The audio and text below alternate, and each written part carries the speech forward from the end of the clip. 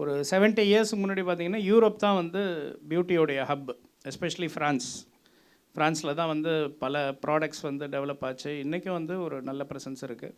அப்புறம் அப்படியே வந்து அது யூஎஸ்க்கு மாறி கொஞ்ச நாள் சவுத் ஈஸ்ட் ஏஷியாவில் இருந்து ஈவன் இந்தியா கூட ஒரு பீரியட் விட்னஸ் பண்ணியிருக்கு. இதெல்லாம் தாண்டி இன்றைக்கி வந்து ரொம்ப ஸ்ட்ராங்காக வந்து இந்த பியூட்டி க்ரௌன் வந்து it is sitting in Korea. So Korean glass ஸ்கின்ன்றது இன்றைக்கி பல பேருடைய ஒரு கனவாக இருக்குது. இதை பேஸ் பண்ணி இந்த கே பியூட்டி தான் ஃபஸ்ட்டு ஆரம்பிச்சிது.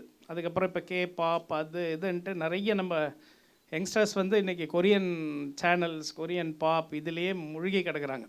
ஸோ இதெல்லாம் காம்ப்ளிமெண்ட்ரி டெக்னாலஜி ஆகிடுச்சு. கே பாப் பார்க்குறவங்க கே பியூட்டிக்கு வர்றதும், கே பியூட்டிக்கு இருக்கவங்க கே பாப் பார்க்குறதும். ஈவன் எங்கள் டாக்டர்ஸே நிறைய பேர் இருக்காங்க.